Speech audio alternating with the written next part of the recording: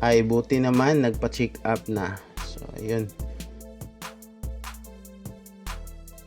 Magandang araw sa ating lahat mga kalagad. So magandang balita dahil inisto ko ang Facebook ni Inday Ugdot o MJ Hermino ay ayun, sinamahan niya pala na magpa-check up si Peking Koreana or Chris na mga kalagad. So good news ito para sa ating mga kalagad dahil sa wakas is nakapag-check up na talaga siya. No? Kahapon to sila nagpa-check up. So ayun, binaha dito ng comment ng mga kalagad natin itong post ni MJ Hermino. So wala pang vlog sila dito tungkol sa kanilang pagpapacheck up, pero aabangan natin yan mga kalagad, no, kung ano yung result. Siguro may vlog naman sila si Chris na dito. So magbasa tayo kung ano yung mga comment ng mga kapwa alagad natin dito sa post ni Inday Ugdot. Ayun, ayon kay ma'am. Yan, tama yan Ploy, nagpa-check up ka na. Then ang next mo naman gawin is magpahinga, magpagaling, kumain ka sa tamang oras at me time ka muna. So ayun, magpa-relax muna, no. Mga 1 week pala desisyon na yan. Hindi naman yan pala desisyon, no. Pero may iba talaga may mga iba kasing parang iba yung dating sa kanila yung mga ganitong klaseng comment. Para sa kanila is parang dinidektahan na daw si Chris na, no? So yung mga kapwa alagad natin, lawakan po natin sa pag-intindi ng mga komento ng mga kapwa alagad natin na alamin po natin yung kaibahan sa pala desisyon or nag-advise lang, no, concern lang, kasi may kaibahan po yan, no. Hindi po yan direkta na dinidikta doon kay Chris na mga kalagad.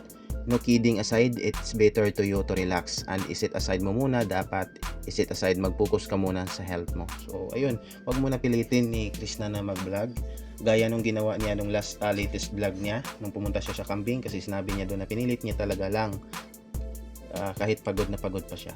So tama tong sinabi ni ma'am na unahin niya muna yung health niya.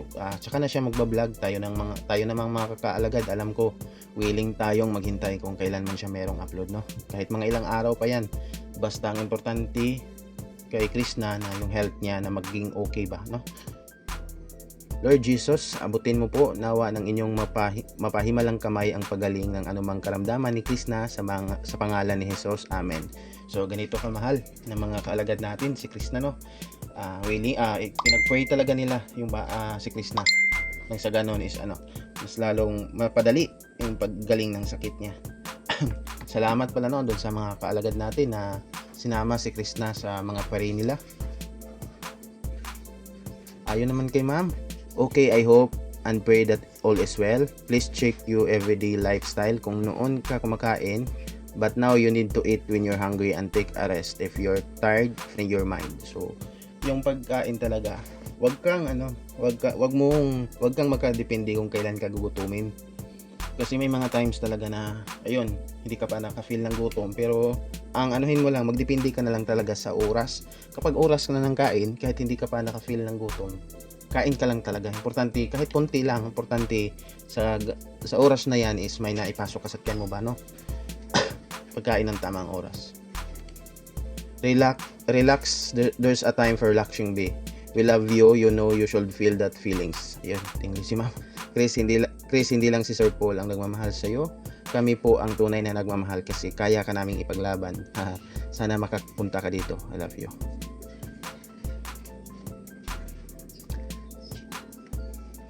Masama ang kape pag may ulcer ka. Chris na, makinig ka sa mga lola mo. Huwag matigas ang ulo, ha.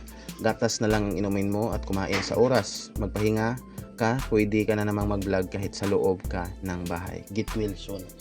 Oo, pwede naman siya mag-vlog sa loob ng bahay. Pwede din wag mo na siyang mag-vlog kahit live na lang, no? Mag-live na lang siya sa isang araw. Kasi kapag nagba-vlog siya sa loob ng bahay, may stress pa rin siya. Mapagod pa rin siya diyan kasi mag-iisip ka pa rin kung ano yung i-content mo sa loob ng bahay niyo, 'di ba? So pwede naman mag-live lang. May yung mga kalagad natin handa namang sumuporta pa rin kahit naka-live lang si Chris na. Thanks God at nung nagpa-medical check-up ka na, Chris na, walang ibang makakagamot sa iyo kundi doktor at ikaw mismo. Sundin lang po ang lahat ng payo ng doktor. Wika nga ni Sir Paul, wag matigas ang ulo. Mahalin muna natin ang ating sarili bago ang iba. We only have one life, nothing more. Mag-ingat po tayo palagi. Dapat healthy living always kasi health is wealth. Thanks MJ Hermino, ang dakilang hati. So thank you pala din, no, kay MJ Hermino aka Inday Ugdot kasi sinamahan niya talaga si Chris na sa pagpa-check up. At sa pagkakaalam ko si Sir Paul noon nung nandyan pa sa PB House si Krishna is pinagbawalan, parang ano niya siya yung parang kontrolado niya si Krishna kung ano man yung mga iinumin ni Krishna. Talagang concern si Sir Paul that time na nasa poder niya si Krishna, no? Parang tama ba ako mga kalagad, pinagbawalan ni Sir Paul si Krishna ng soft drinks, no? Yung mga bawal kay Krishna kasi alam ni Sir Paul yung mga possibility na sumpungin si Krishna sa mga sakit niya like UTI, no, mga kalagad. Things in die are ugdot, you are 1 million ate, thanks for taking care for your princess sister Krishna Marie Mahusay, things at na-convince mo siya, she's blessing for having you, God bless you ate Inday Ugdot. So sinabi ni ma'am dito na thanks daw dahil na-convince ni Inday Ugdot si Krishna na magpa-check up, kasi nasabi dun ni Krishna sa vlog niya na wala siyang planong magpa-check up, kahit yung family niya sila Inday Ugdot is gusto na magpa-check up siya pero wala daw siyang plano. So, nung nag-live siya, sinabi na niya na magpa-check up na siya bukas. So, nag-live siya kahapon na, ayun, magpa-check up daw sila after nila mag-umagahan. So, siguro, kaya nagpasalamat si ma'am dito dahil isa siguro sa si Inday Ugdot ang nag-convince na mabago yung desisyon ni Krishna na hindi siya magpa-check up. So, kaya ayun, nadala tuloy niya si Krishna kung saan sila magpa-check up. No? So, ayun, thank you kay Inday Ugdot. Get Wilson, dahil Krishna Mahusay, minamarathon ko mga old videos ninyo ni MJ para makatulong sa mga pangarap nyo. Ingat palagi, kumain sa tamang oras. Ay, buti naman, nagpa-check up na. So, ayun. Mabuti nga nagbago yung desisyon ni Krishna. Akala ko nga hindi talaga siya magpa-check up. Pero, ayun, thankful tayo dahil, ayun, tapos na siya magpa-check up na, nabago yung isip niya. Get well the soonest Krishna, always eat your breakfast on time, drink enough water, take care always, God bless you. Sana may makukuhang aral si Krishna dito, no? After niya gumaling na iwasan magbago na siya ba para hindi na siya ulit sumpungin ng mga ganitong sakit. Kasi ayun, mo talaga, matitingga talaga yung mga gawin mo araw-araw, like pagbablog mo, makapiktuhan talaga. So sana may natutunan siya dito at magbago na, no, ang ating Krishna mga kalagad. So ayun, binaha dito ng pagpipray, no, magagandang comment galing sa ating mga kalagad itong post ni Inday Ugdot or MJ Hermino. Mga nanay natin, sinama talaga nila si Krishna sa kanilang mga dasal at nagbahagi din sila ng kanilang mga idea or opinion, mga kaalaman sa kung ano ang mas mabuting gawin ni Krishna sa ngayon para mas mapadali yung pagpagaling niya at maiwasan yung pagsumpong ng mga ganitong sakit niya, no? So maraming salamat natin mga kalagad.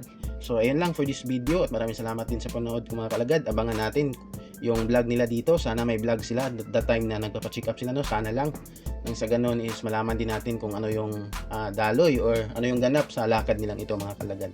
So ayun, subscribe my YouTube channel mga kalagad at i-like itong video at God bless sa inyong lahat at ingat po kayo at maraming salamat po.